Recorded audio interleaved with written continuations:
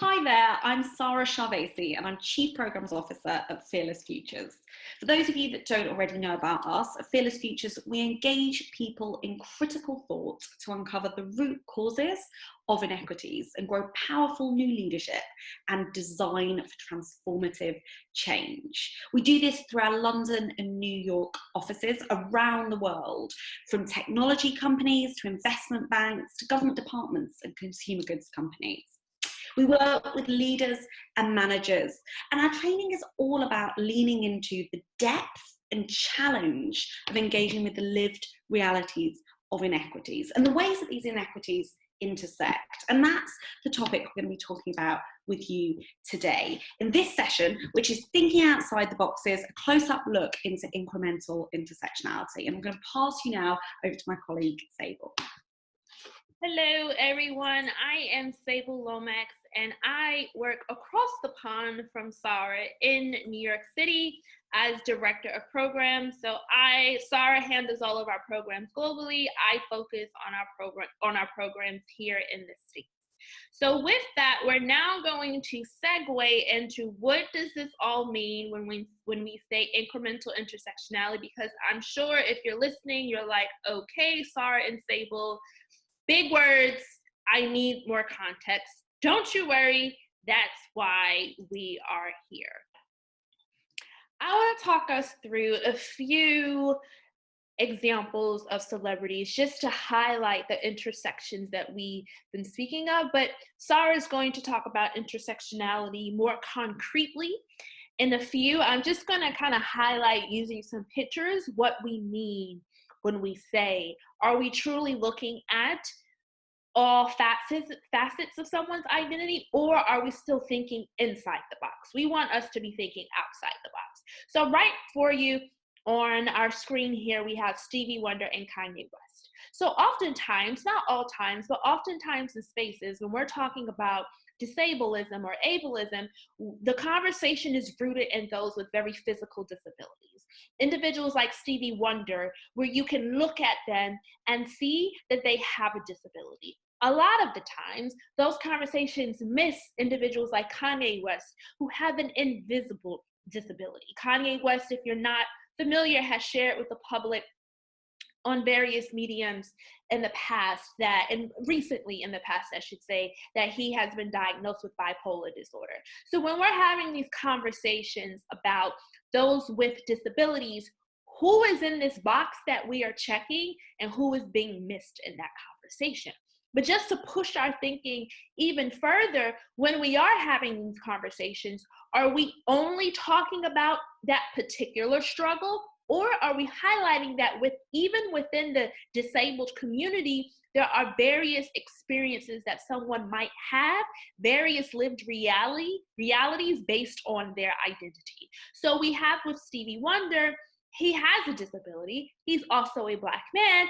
Like Kanye West, he has an invisible disability. He too is a Black man. So even though both of these individuals are Black men, and both of these individuals have disabilities, just the very nature of one being very visible and one not being visible, they have different experiences, although there is some similarities within the same community. So now we have two women in front of us. We have Nadia and we have Hillary. Oftentimes when we're having conversation that is connected or related to gender, we're talking about women. We're saying we need to have equality for women. Yes, that might be true, but in that, it does not take into account the different parts of someone's identity that cannot be stripped out and isolated like this were a chemical experiment, if you will. So both of these women identify as women. However, the experience of Nadia Hussein is going to be very different than the experience of Hillary Clinton, especially depending on geographical context. And even within that, the experience is still going to be the same. It's going to be different. What does that mean? That means that when we go to solutionize for Nadia, when we go to solutionize for Hillary, we have to take into account that their experiences are going to be different, even though they both identify as women. We have Malala and we have Minhaj. So Minhaj. Yes, we might look at their last names and say, okay, I feel safe to assume that they're from Muslim majority countries. So if we just take that piece of information, or we just look at their phenotype, their physical characteristics, attributes, we might say, okay, they're going to have this experience being from a Muslim majority country. You might not even know if they're Muslim or not, but from a Muslim majority country. That might be true.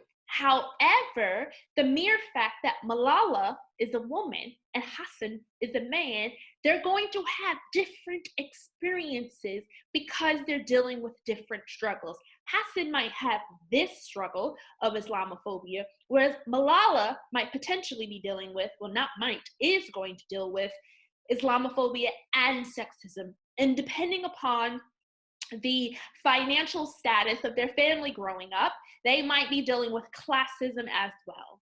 And considering the accident and the physical experience that Malala went through, it is plausible that she might be dealing with some disabilities as a result of that experience that we might not see. Just because someone physically looks like everything is neurologically okay, etc., does not mean that that is the case. So here we have Ellen DeGeneres and Laverne Cox. So there has been, particularly in the United States, there has been wide conversations for years, but they've been amplified very greatly in the last few years, I would say, or re-amplified greatly. The issues and struggles for those within the LGBTQIA+ community. Yes, okay. However, within that, there are different experiences. Ellen has identified as a gay woman. Ellen is still a white woman. Laverne is a trans Black woman. That is going to be two very different experiences even within that community. What does that mean? Although someone's struggles might be similar, if they are dealing with additional struggles, we have to rectify this reality that they will be dealing with a different experience. So we have three women on our screen: Beyonce, Sandra, and Barbara. So do these three women deal with sexism? Yes. But what Beyonce is dealing with is sexism and racism. Sandra is dealing with sexism and racism. Barbara is dealing with sexism and anti-Semitism. That means that although they're all dealing with sexism, because they're dealing with other issues, other struggles, it creates a different experience. Here we have Eminem, Jay-Z, and Serena Williams. You might be saying, okay, Sable, I've been flowing with you, but you threw up Serena on the screen with Eminem and Jay-Z, and now I'm confused. I will unconfuse you, I promise. Well, I will do my best, I should say. So if you don't know a lot about their upbringings, this will not turn into historical biography, but just to let you know, Eminem grew up in a working class background in Detroit. Jay-Z grew up in a low-income working class background in Brooklyn, New York, and Serena, very similar, just in California, Los Angeles, California. So we have three folks here who come from, I should say, working class families.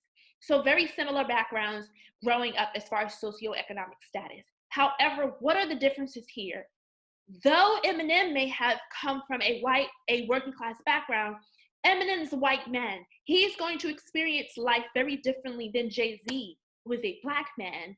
And Serena's going to experience life even different as well than these two, because although she was working class and she is Black, she's also a woman. So that's just the highlight. When someone has a similar struggle, when you layer another struggle on top of that, it lends itself to a different reality, a different lived experience. Intersectionality is a term coined by the legal scholar in the United States, Kimberly Crenshaw, in the late 1980s. And I urge you, if you haven't already, please, please, please, at this moment, pause this video, go to Google, type in Kimberly Crenshaw and read everything she has written, videos she's recorded, because I couldn't possibly articulate her thought as well as she does. And the examples she uses in terms of legal cases are really compelling and really easy to understand the concept. The concept of intersectionality, if we condense it and really simplify it, at its core is the notion that people can live at the intersections of multiple oppressions, multiple inequities, multiple struggles, if we want to call them that. That a single person can live at the intersection of racism and sexism, for example, as Sable spoke about earlier.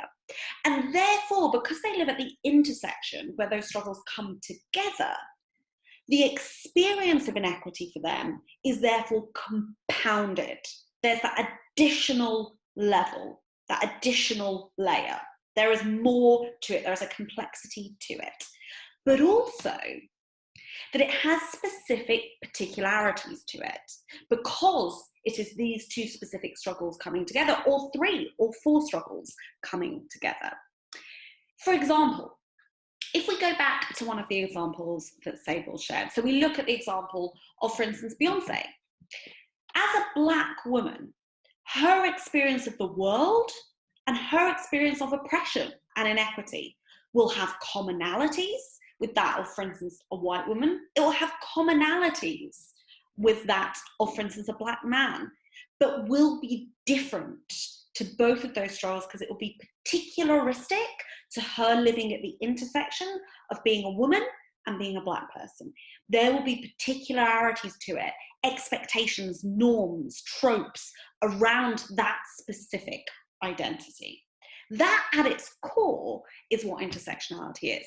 Intersectionality is an enhancer, it's an elevator of our solutions, because it allows us to lean into the nuance and complexity of people's lived realities of inequality. It allows us to lean into the entirety of some people's experiences, rather than siloing it off, as Sable said, into those boxes.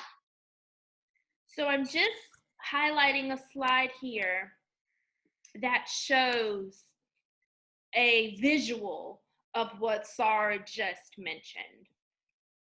Some of us are very visual. I love a picture. Ta-da!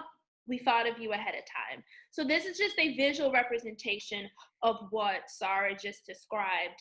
And we could even go to that top axis and put disableism. We can go to the left and put classism. We could add Islamophobia, or what am I missing here? Colonialism. Like, we can add other things here, like she said, and it would create a very unique experience. Oh, and over. Okay. So what does this look like? So we have a graph here. We take no credit for this, just for the record. But as you can see, if you look at this image, it discusses median pay for women by disability status over time. So when we think in traditional conversations surrounding gender pay disparities, it is widely known that men tend to make more than women. And then that varies with various, what's the word I'm looking for? Within various industries, the disparity varies, but the reality is for just about every industry, there is a disparity between the amount that women make and the amount that men make. And even within the amount that women make, there's still differences there, which speaks very directly to what Sara was saying. The amount of money that a white woman makes per dollar or per pound is different than the amount of money that a Muslim woman makes, the amount of money that a Hispanic or Latinx woman makes, the amount of money that an Asian woman makes, the amount of money that a Black woman makes. So even within the gender disparity conversations, there's disparity amongst the women. So that's something we want to highlight. So knowing this, we're like, okay, well, what about our disabled members of society? How does that play out? So it would be kind of, what am I, word I'm looking for? It would be a blanket solution to say, well, we want disabled members to make an equal amount of money as those who are non-disabled. If you just say that very quickly, it sounds great. But what that doesn't pay attention to is that a disabled man makes more than a disabled woman. So even, and it speaks to what Sara has already said, even within those who are experiencing the same struggle, the same system of oppression, when there is an intersection in their identity, it creates a very unique experience. So here we have this graph that shows us the median pay for women by disability over time. Just want to pause for a second so you can kind of look through, starting off in your x-axis from 1997. If you read all the way across, the data stops at 2014. And then you have those who are non-disabled. Activity limiting only is that yellowy line. The lighter yellow line, work limiting only, and then the kind of orange, burnt orange line, activity and work limiting. So even within disabled women, there are pay differences based on their ability. So here we have the graph for pay for disabled men. If you just look at it very quickly without analyzing it, we can see that, okay, they are making more. But even within that, there are still pay differences based on their physical ability, whether it's activity limiting, work limiting, or both. We can also see that their brown line is further below on the graph. They're making the less. So if you are both activity and work limiting, you're making less. And we can see how much those who are non-disabled are making. But if you look at this graph, why won't it click? Versus this graph, you might notice some differences. This pops out about here. That's higher. When we go to solutionize, we have to step back and take a look at what is all happening for someone. What are all the struggles that they are dealing with? Because when we focus on one thing, we create a simple solution that's not complex enough to deal with their actual lived reality. So now I'm going to pass you back over to Sara to say, okay, you've given us some graphs, but how does this actually work in real time? Now, the tricky thing with intersectionality and applying this in our organisations and applying this to our solutions is that there aren't a huge amount of good examples of how this is done, which makes it difficult there, because I can't throw up for you all these amazing ways that other companies and, society in general have solved in an intersectional way. But there is hope. There are some things we can start to think about, and these are small things that I've thought about sharing with you here that are quite easy to do. You could do tomorrow when you're trying to tackle the inequity that is faced by disabled people in an intersectional way. One, something really easy is to stratify your data. If you're looking at data within your organisation, you're looking at data across society, at outcomes, specific outcomes for disabled people, exactly as Sable's just spoke about, in comparison to non-disabled people. The really, really great thing you can do with intersectionality is stratify that data along other axes. Are you bringing in a race lens? Are you bringing in a gender lens as well? So you're looking at the experience of disabled people, for instance, in reference to the healthcare system, for instance, in reference to promotion, that you're further stratifying, obviously always in line with data privacy guidelines. Something so easy to do, as long as you've got the right software and you've got the right minds working on it.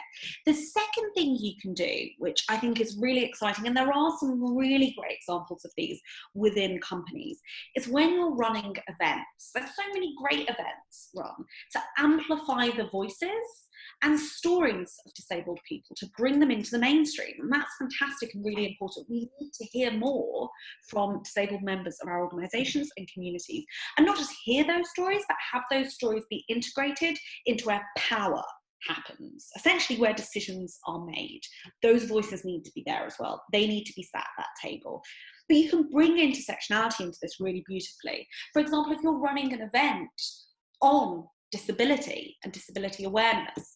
Who is being showcased? Whose story is being told? Whose voice is being amplified?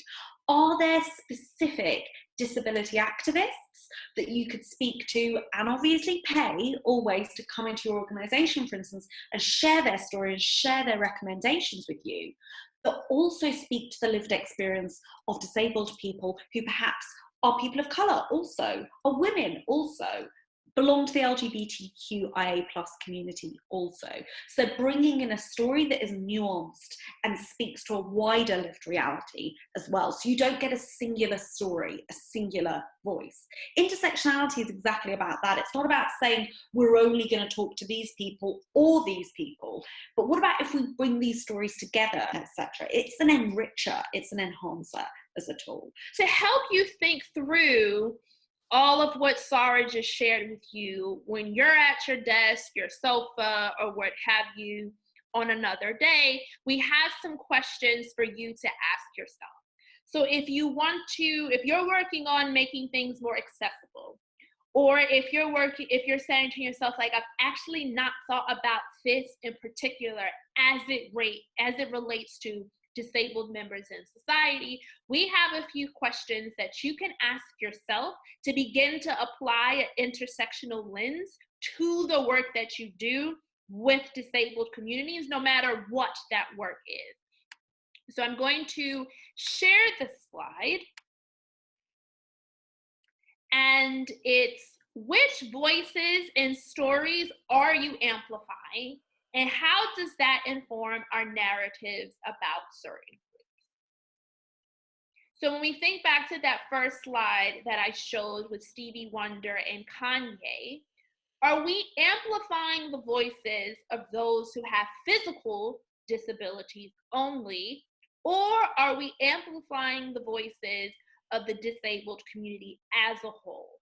So there could be individuals on that stage who have an invisible disability. So unless someone said to us, I have XYZ, the audience would never know. So whose stories and voices are we amplifying?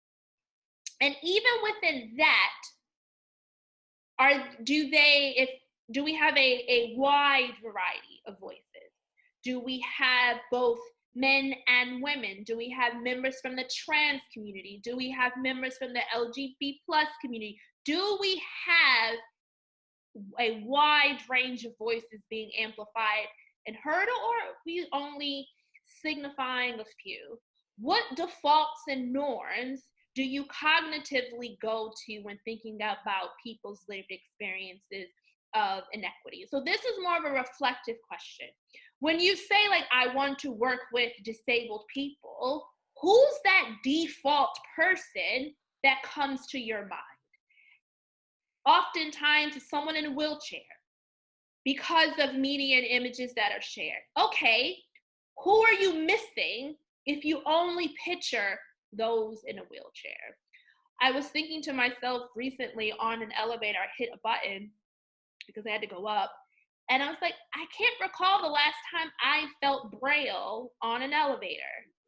I can remember growing up feeling it. I don't feel it anymore. So, like, what defaults and norms do we think about when thinking about our disabled members of society? Folks with blindness have not disappeared, but Braille has decreased, at least here in the United States. Something to think about. What complexity of experience and attached unique expectations are you missing? We very much highlighted for you that identity is complex. Humans are complex. People are complex. Systems of oppression and struggles manifest themselves in very complex ways, whether it's at the interpersonal level or structurally and systemically. So knowing that, when we're going to solutionize, are we going the easy route because it's faster and it's quicker? Or are we taking the time to say, wait, I might be missing out on parts of someone's identity, and I might be operating in silos here when I should be leaning into thinking outside the box. Sara, is there anything else that you want to share for questions that someone might want to ask themselves? No, I love what defaults and norms do you cognitively go to, because it allows us to ask ourselves that question of who is my default notion of woman, who is my default notion of disabled person, as you said, and what might that mean for which stories and which experiences am I consistently missing out because I don't go to that cognitively. Because unfortunately, because we are all in a world where siloed thinking is very prevalent, it pushes us into having those hierarchies, having those defaults. So we want to thank you for tuning in, for watching myself, Sable, Sara. I'm like this, like she's next to me. She's next to me, but not next to me.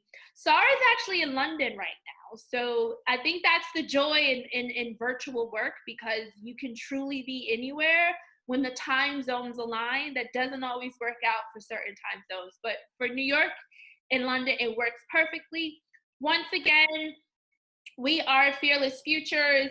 You can connect with us at www.fearlessfutures.org. You can find us on Facebook. I have to do my fingers to make sure I get everything. Facebook, Twitter, and Instagram at Fearless Futures. And if you have a question or a concern, or maybe you're like, okay, I want to do more, then feel free to send us an email, organizations@fearlessfutures.org. British spelling, so a S, not a Z. Organizations@fearlessfutures.org. Thanks, everyone. Bye.